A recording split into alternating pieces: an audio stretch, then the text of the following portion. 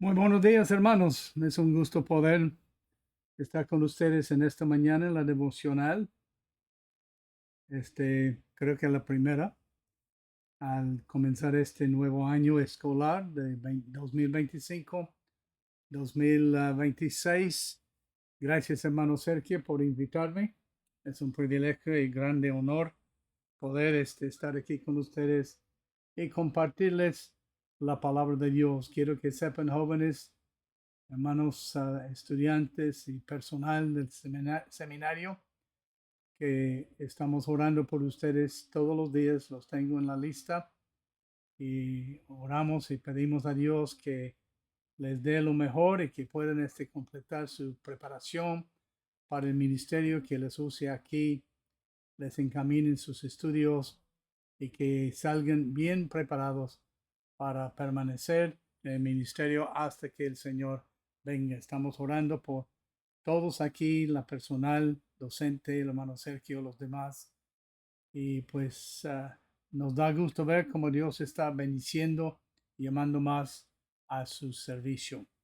En esta mañana, quiero por favor que abran sus Biblias al libro de Romanos, el capítulo 8. Y entonces este capítulo, el Romanos capítulo 8, quiero hablarles sobre el tema los que estamos en Cristo, los que están en Cristo. El libro de Romanos capítulo, bueno, claro, todo el libro es un libro que es Pablo, es el autor humano. Dios le dirigió por el Espíritu Santo para escribir estas palabras y este libro a los que estaban en Roma. Y entonces aquí encontramos las doctrinas principales que hay en la palabra de Dios, de cual no hay discusión, no hay variedad, están fijas y permanentes tanto en la eternidad pasada como en la eternidad futura. Estas doctrinas no cambian, son doctrinas básicas. El capítulo 8 es un capítulo, podemos decir que se ha prestado para mucha discusión. De hecho, este capítulo 8 ha sido un capítulo que se ha usado para enseñar falsas doctrinas, tales como la doctrina del calvinismo, trastornando la elección y también la predestinación. No discutimos y no negamos que elección y predestinación no son bíblicos, son términos bíblicos.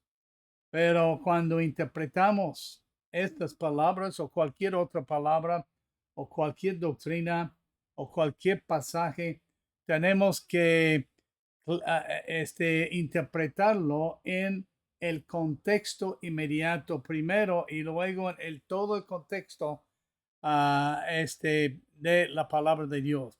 La clave de interpretar Romanos 8 y en cuanto al calvinismo o la elección o la predestinación es el contexto inmediato. De hecho, leyendo, revisando la lección que Dios me dio para formular aquí, veo que el Espíritu Santo es la persona principal que sobresale en el libro de Romanos capítulo 8.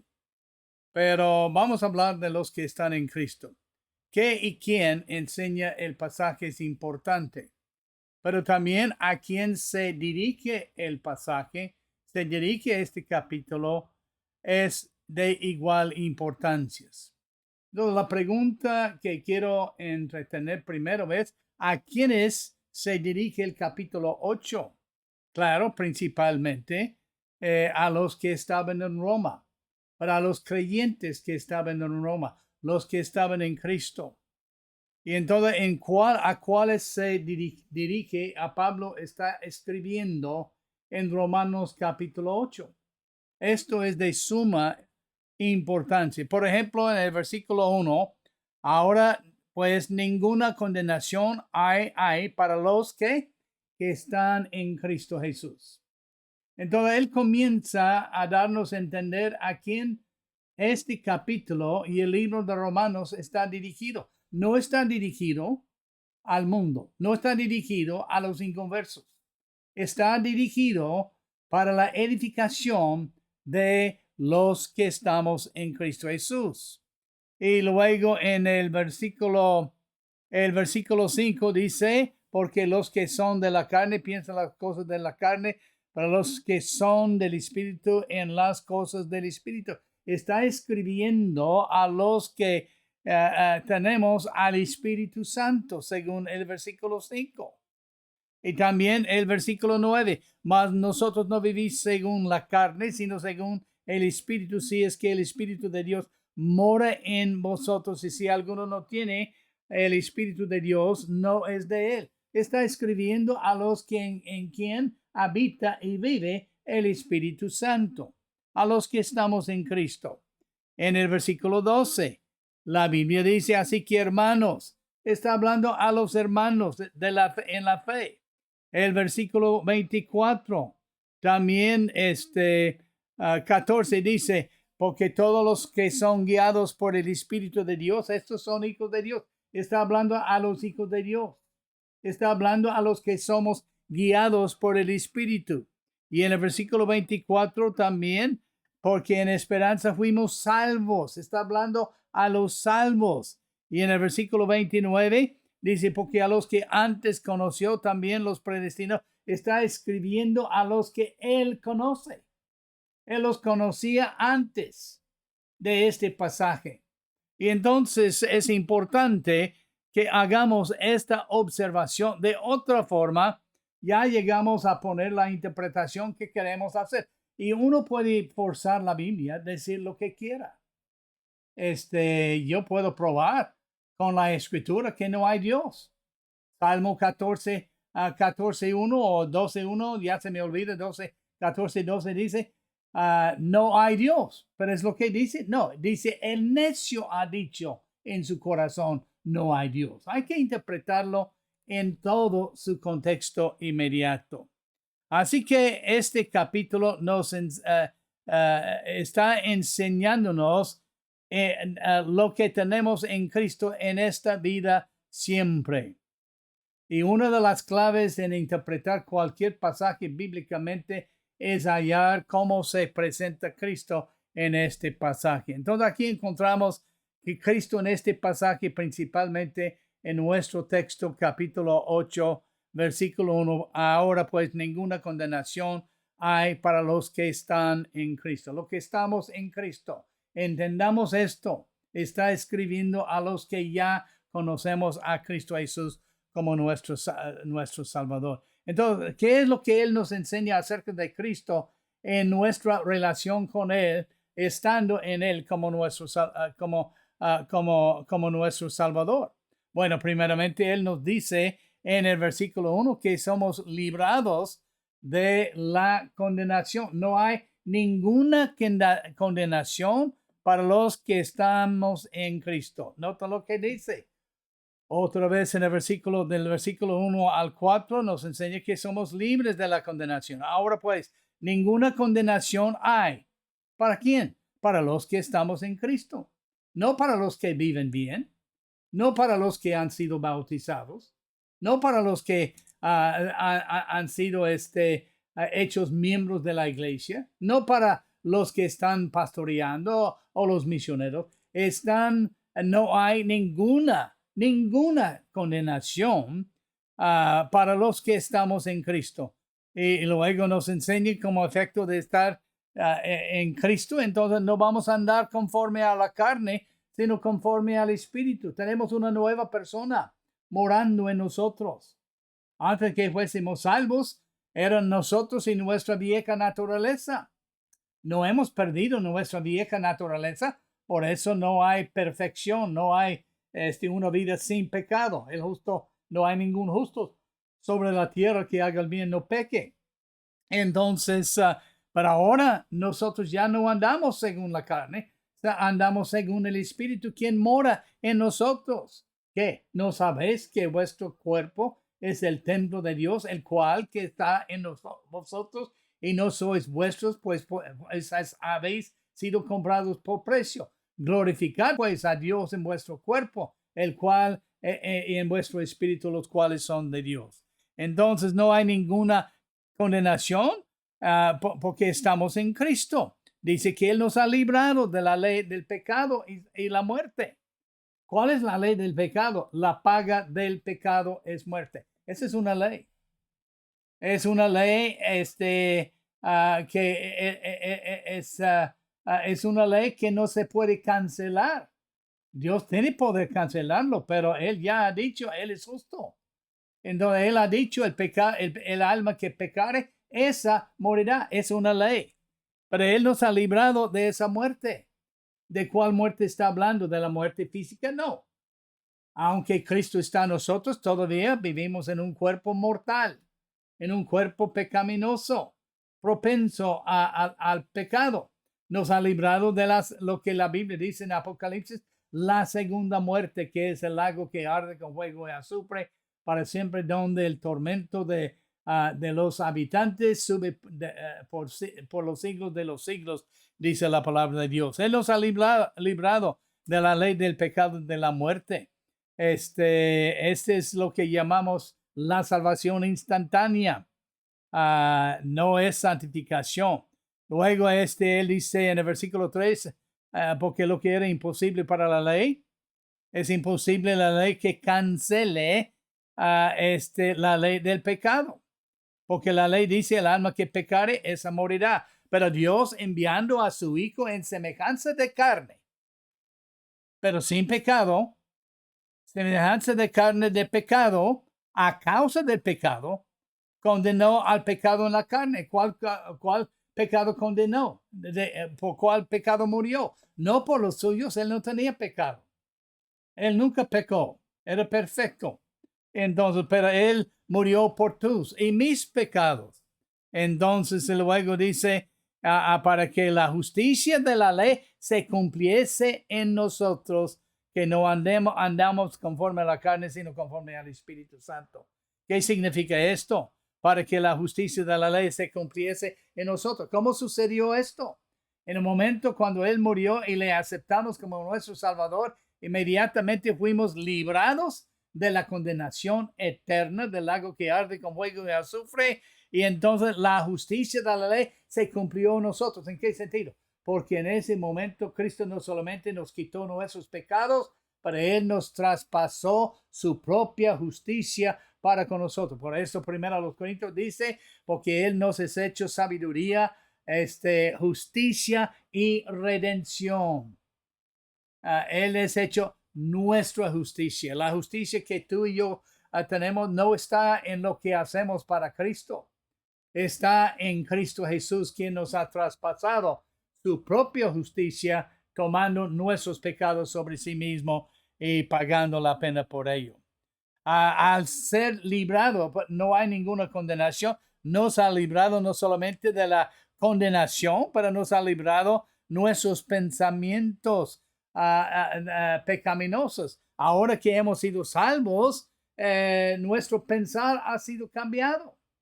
Él dice en el versículo 5, porque los que son de la carne piensan en las cosas de la carne, pero los del Espíritu en las cosas del Espíritu. Aquí la diferencia entre uno que es salvo y uno que no es salvo. Uno que es salvo piensa en las cosas del Espíritu, cómo agrada a Dios o no agrada a Dios lo que pensamos hacer. El incrédulo, el inconverso, no piensa en cómo Dios responde a lo que hace. Él simplemente lo hace porque es su naturaleza. Él piensa en las cosas de la carne, es carnal.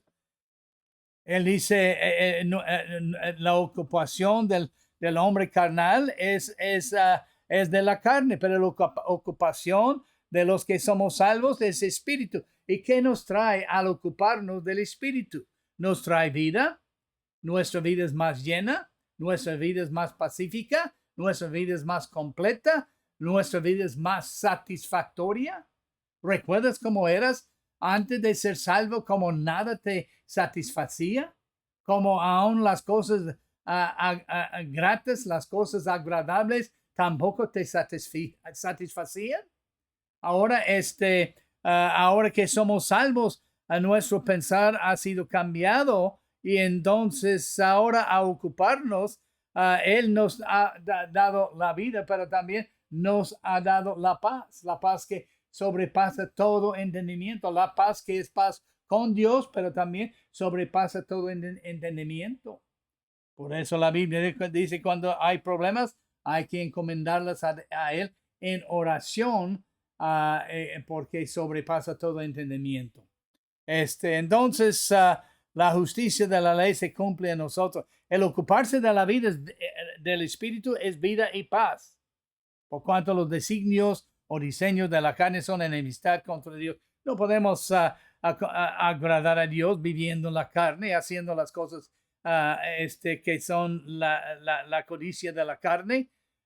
No se sujetan a la ley de Dios, pero tampoco pueden sujetarse. Y los que vivimos según la carne, no podemos agradar a Dios. Por eso ahora ponemos nuestras cosas en las cosas de arriba, como Colosenses 1:1-3 nos enseña. Pero no solamente no hay ninguna condenación por estar en Cristo, pero tampoco ahora tenemos vida, pero esta vida es por el Espíritu Santo. Igual como el Espíritu Santo nos libra de la condenación, ahora el Espíritu Santo nos da vida. Nuestra vida, aún en la carne, viene del Espíritu, porque es el aliento de Dios. Pero nuestra vida viene de Dios, según el versículo 9. Mas vosotros no vivís según la carne. No estamos vivos porque hagamos buenas obras. No agradamos a Dios porque hacemos buenas obras. Lo mejor que tú y yo tenemos para ofrecerle es como un trapo de inmundicia, dice la palabra de Dios. Pero es el Espíritu que mora en nosotros, que vino a habitar en nosotros. Ahora nos ha dado su propia vida. Y Él dice, si alguno no tiene el Espíritu de Dios, no es de Él. Cuando recibimos al Espíritu Santo, en el momento que confiamos en Cristo, Él no es una segunda obra de gracia. En el tiempo cuando los apóstoles se imponían las manos sobre algunos que no habían recibido el Espíritu Santo, aún Cristo tuvo que respirar sobre ellos en Juan el capítulo 20 o 21 para que ellos recibiesen el Espíritu, dice la palabra de Dios. Ellos ya habían recibido el Espíritu antes del día de Pentecostés. El día de Pentecostés es cuando la iglesia fue investida del poder de Dios de lo alto. Por eso Él les dice que esperen en Jerusalén hasta que seáis investidos del poder de lo alto. Pero ya tenían el Espíritu Santo. Entonces, nuestra vida viene de Dios. No viene de la carne, viene según el Espíritu Santo. Y si alguno no tiene el Espíritu Santo, no es de Él. Nuestro cuerpo está muerto con Cristo aún en nosotros. ¿Qué significa esto? Cristo está en vosotros, el cuerpo en verdad está muerto a causa del pecado.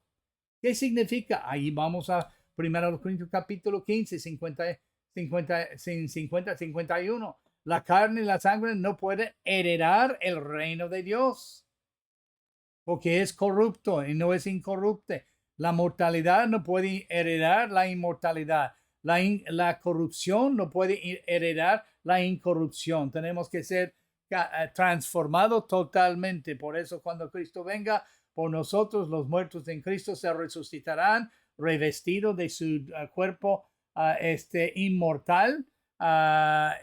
Y nosotros seremos transformados en un guiño en la chispa de la luz en el ojo.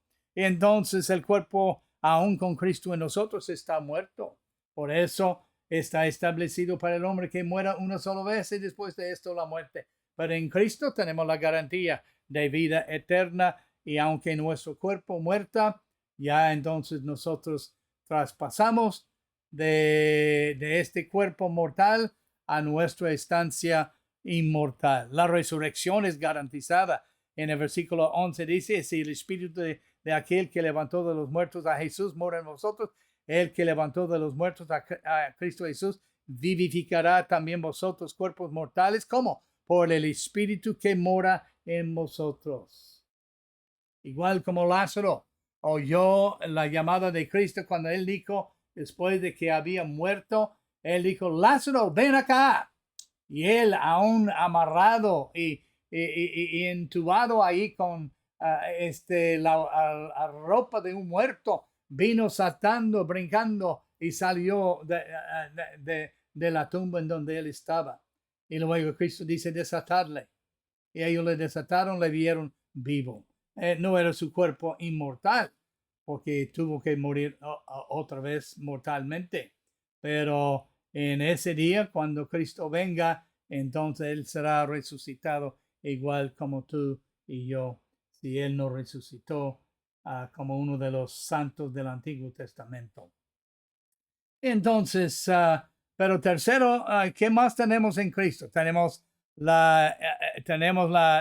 ninguna condenación, tenemos la vida por el Espíritu Santo, pero con el hecho que el Espíritu Santo está en nosotros ahora, somos una nueva criatura. Por eso Cristo dice, Pablo dice aquí en el versículo 12, que ahora siendo una nueva criatura, deudores somos, no a la carne.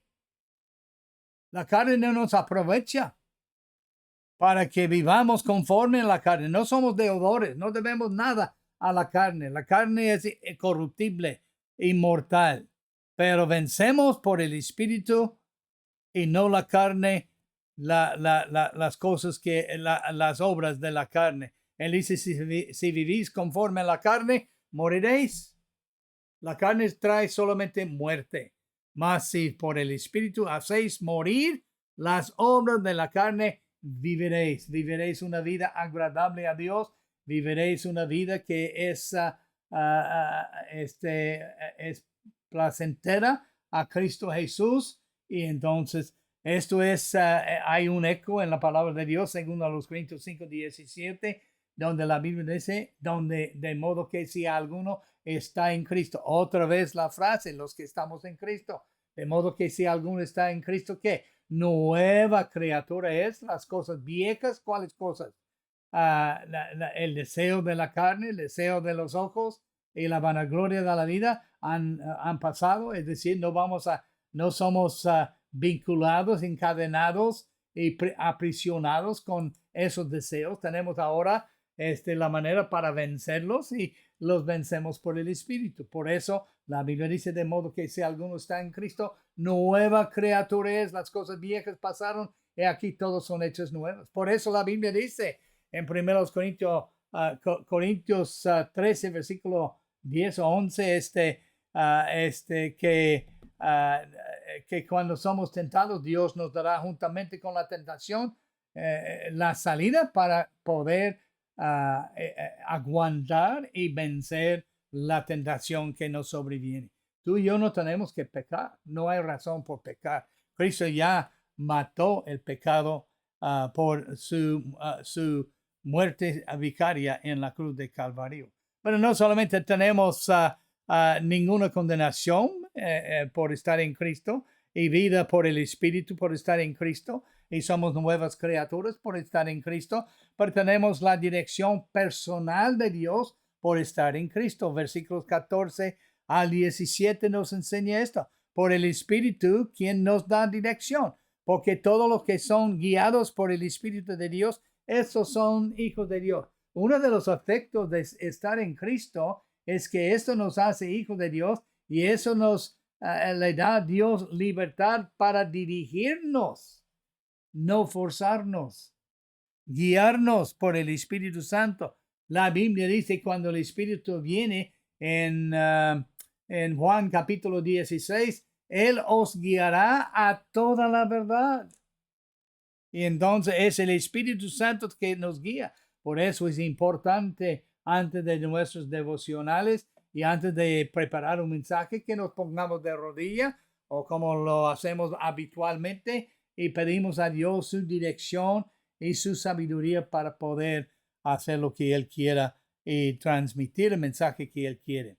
No solamente tenemos dirección del Espíritu, pero tenemos hemos sido librados de la esclavitud del pecado, según el versículo 15. Tenemos el espíritu de adopción, pues no habéis recibido el espíritu de esclavitud para estar otra vez en temor o esclavo del pecado, sino que habéis recibido el espíritu de adopción por el cual clamamos a Abba Padre. Podemos ir con Dios y ser librados de esta esclavitud que el pecado nos somete. Pero tenemos en esa dirección personal, tenemos ¿cómo se llama?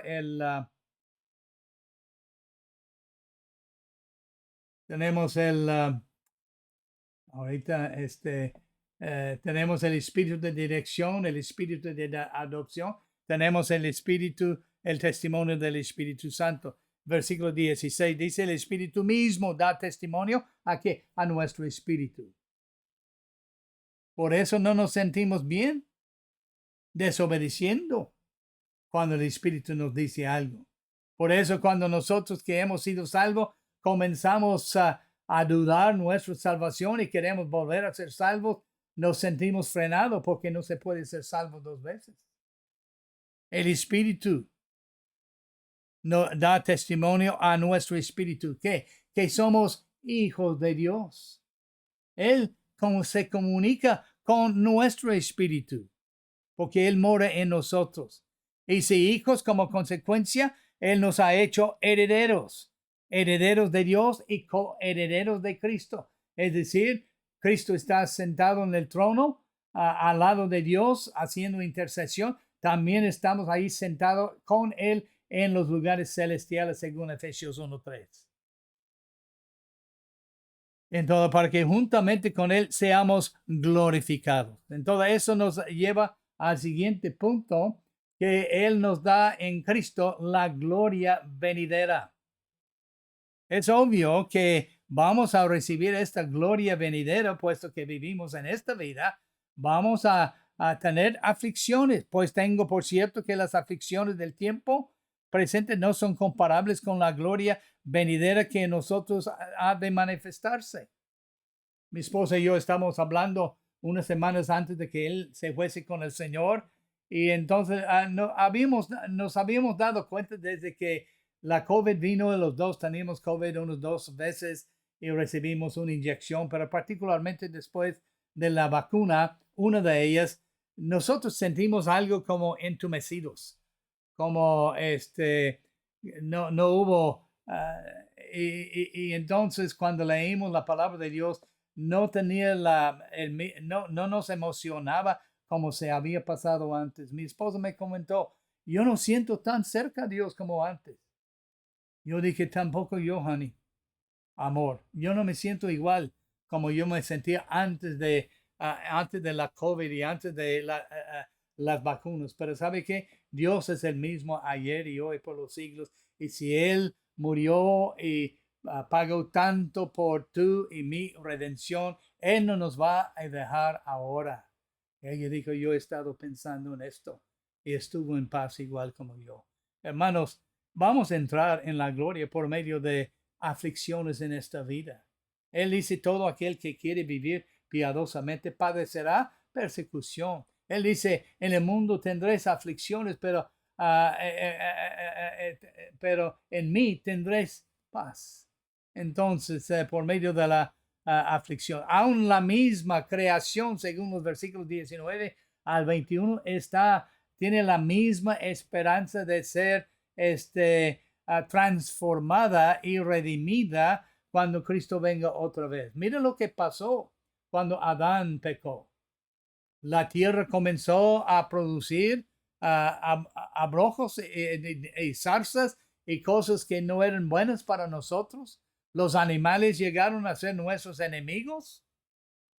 Entonces, pero todo esto va a cambiar en el milenio, desde el milenio en adelante. El león va a acostarse junto a una ovejita que antes comía. Entonces, esa es la esperanza de la creación.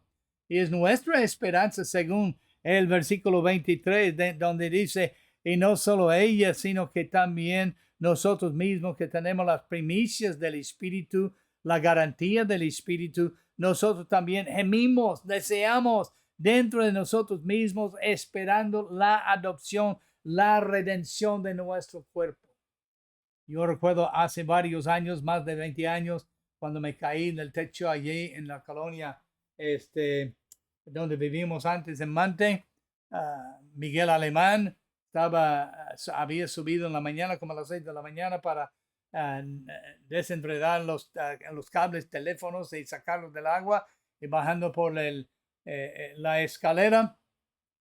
La escalera se cayó y yo estaba encima y me caí, desplomé directamente como 2 metros para abajo sobre una caja de concreto, y cuando me caí, yo me dije sentado ahí en la lluvia, esta vez, Larry, te has hecho mucho daño. Pero lo que vino a mi mente, yo dije, está bien, Señor, tú me vas a un nuevo cuerpo cuando tú vengas por mí. Y entonces, a pesar del hecho que se me había roto la espalda y el pie, yo sentí paz y que todo iba a estar bien. Esa es nuestra esperanza, la redención de nuestro cuerpo. Un día no vamos a tener que pelear con tentaciones. Un día no vamos a tener que pedirle perdón a Dios porque hemos fracasado en obedecerle cuando cedimos a las tentaciones. Tenemos la esperanza de un nuevo cuerpo y estar con Cristo en perfección. Es la esperanza de la salvación, según el versículo 24 al 25, porque en esperanza fuimos salvos.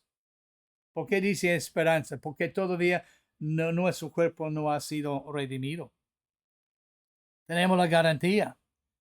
Por eso él dice, pero la esperanza que se ve no es esperanza, porque lo que alguno ve hay que esperarlo. Pero si esperamos lo que no vemos, con paciencia lo aguardamos. Por eso él dice, ocupaos hasta que yo venga, porque él nos ha prometido la esperanza de salvación, la redención de nuestro cuerpo y estar con él por la eternidad. Pero luego notamos, tenemos ayuda espiritual siempre. Ayuda corporal es mucho. Yo he aprendido que la ayuda espiritual es muy importante. En nuestras debilidades, Él nos da ayuda espiritual. De manera que igual el Espíritu nos ayuda en nuestra debilidad. Pues que hemos de pedir como conviene, no lo sabemos. No sabemos muchas cosas. La debilidad de ignorancia, la debilidad de no saber la voluntad de Dios, la debilidad de no estar seguro de cosas. El Espíritu Santo nos ayuda en estas cosas. Por eso Él dice en todo, por medio de oración, haced vuestras peticiones conocidas a Dios con acción de gracias. En la oración, ¿alguna vez has estado orando y no sabes cómo orar? No sabes cómo pedir lo que Dios ha puesto en tu corazón. Muchas veces yo he orado por la sanidad de seres queridos, por otros, y yo digo, Señor, no sé qué decir. El Espíritu hace intercesión por nosotros. La Biblia dice, con gemidos indecibles, es decir, no son vocales en voz alta, pero son gemidos del Espíritu Santo cuando Él hace intercesión conforme a la voluntad de Dios. Él intercede por nosotros en el versículo 27, mas el que escudriña los corazones sabe cuál es la intención del Espíritu. Él sabe nuestras debilidades, Él sabe nuestra sinceridad y Él sabe cómo orientar nuestras intenciones conforme a la voluntad de Dios, haciendo intercesión por nosotros. Y finalmente, penúltimamente, vamos a terminar los últimos dos puntos rápidamente. Número 7, Él nos ha predestinado. Tenemos predestinación divina. Noten a quienes Él ha predestinado. Voy a retirar algunas cosas que ya vimos. Este pasaje está escrito a los que estamos en Cristo, a los salvos, a los creyentes. No está escrito a los inconversos. Los destinarios son definidos en el versículo 28. Sabemos que a los que aman a Dios. Solamente los que amamos a Dios son los que hemos sido salvos, los que hemos recibido a Cristo. Le amamos a Él porque Él nos amó primero. Hemos recibido su amor y le amamos. Todas las cosas le ayudan a bien. Esto es conforme a su propósito. Los que estamos viviendo conforme a su propósito. ¿Quién tiene esa capacidad? Nosotros que estamos en Cristo. Y los que hemos sido llamados por Él a la salvación primeramente. ¿Y qué es la predestinación que Él nos ha dado? Está escribiendo a los creyentes. Él nos ha dado nos ha conocido en el versículo 29 y nos ha predestinado en el versículo 29 y en el versículo 29 nos ha predestinado para que seamos hechos o conformados a la imagen de su Hijo. Todo lo que Él está haciendo en esta vida, en ti y en mí, aunque vivimos en la carne, Él está haciendo para conformarnos aún en esta carne a la imagen de su Hijo, y luego a los que Él predestinó en el versículo 30, nos llamó a la santidad. Ya nos llamó antes para estar en Cristo a la salvación, antes de ser predestinado. Y entonces sí, y nos conoció antes de ser predestinado. Ahora nos llamó a los que predestinó, los llamó a los que llamó, los justificó. Él nos justificó en el momento que fuimos salvos, antes de ser predestinados. Él nos hizo justicia de Dios en Cristo Jesús. Y también nos glorificó. Ese es en el tiempo pasado. No es futuro, porque es una promesa. Y es hecho como si ya estuviera hecho. Y finalmente, notamos que tenemos en Cristo una victoria absoluta. Ojalá que tuviera todo esto, tiempo para hacer todo esto, pero voy a mencionar unos 4 cosas antes. En el versículo 29, Él nos conoce. En el versículo 29, Él nos ha predestinado a ser hechos conformes a la imagen de su Hijo. En el versículo 30 nos ha llamado. En el versículo 30, Él nos ha justificado. En el versículo 30, Él nos ha glorificado. En el versículo 31, entonces Él es por nosotros. ¿Qué pues diremos a esto? Si Dios es por nosotros, ¿quién contra? Dios es por nosotros. Hey, hermano, no te preocupes si tú estás por Dios. Preocúpate si Dios está por ti. Y la Biblia dice que Él está por ti. Él está por mí. A pesar de nuestras debilidades, a pesar de nuestros pecados. Él es por nosotros. Todas las cosas nos ayudan para bien si estamos en Cristo. Nadie está en nuestra contra. Nadie puede tener victoria sobre ti y sobre mí. Sí, nos puede matar. Pero si nos mata, ya tenemos la redención de nuestro cuerpo. Él nos dará todas las cosas en el versículo 32. Nadie nos puede acusar en el versículo 33. El diablo está acusándonos, pero él no tiene éxito porque Cristo está haciendo al lado, haciendo intercesión. Dice, ya no puedes acusar a mis hijos, son justos en mí y no en ti. Nadie nos puede acusar. Nadie nos condenará en el versículo 34. ¿Por qué? Porque Cristo es quien murió por nosotros. Él es quien resucitó y porque Él vive, nosotros también viviremos. Él es quien está a la diestra de Dios. Él es quien intercede por nosotros. Su amor es eterno, versículo 35. ¿Quién nos separará del amor de Dios? ¿Sabe que no hay nada? No hay ningún pecado. No hay nada que tú puedes hacer, ni nada que otros pueden hacer que puede quitar el amor que Dios tiene para contigo, para conmigo. De tal manera amó Dios al mundo pecaminoso, al mundo rebelde, al mundo injusto, al mundo que le maldecía, al mundo que estaba en su contra, al mundo que le crucificó. Él murió por amor de nosotros. Y Él nos amó tanto en nuestros pecados, cuanto más ahora que somos hechos sus hijos en Cristo Jesús. Su amor es eterno. No puedes hacer ningún pecado que quita el amor de Dios. Él te ama y te hace un camino para que su desterrado puede volver a Él. Y tenemos victoria absoluta en el versículo 37 al 38. Somos vencedores, pero más que vencedores. Antes en todas estas cosas, hablando de tribulación, persecución, hambre, desnudez, peligro, espada, somos más que vencedores. ¿Cómo? Por medio de aquel que nos amó, por medio de aquel en quien estamos. Por eso Pablo dice, estoy seguro de que ni la muerte, ni la vida, ni ángeles, ni principados, ni poderes o potestades, ni lo presente, ni lo porvenir, ni lo alto, nada en el cielo, ni lo profundo, nada hasta la parte más baja en el infierno, ni ninguna otra cosa creada nos podrá separar del amor de Dios que es en Cristo Jesús, Señor nuestro. Hermanos, tenemos victoria absoluta porque estamos en Cristo Jesús, en donde ya puedes salir con confianza y llevar el Evangelio a todo el mundo y testificar a uno que, a pesar del hecho que quizás no te haga caso hoy, él ha escuchado el mensaje de la salvación. Si lo recibe, le puede salvar y transformar su vida, además de su eternidad. Sírvele con confianza, hermanos, porque tenemos victoria absoluta en Cristo Jesús. Esa es la culminación de estar en Cristo.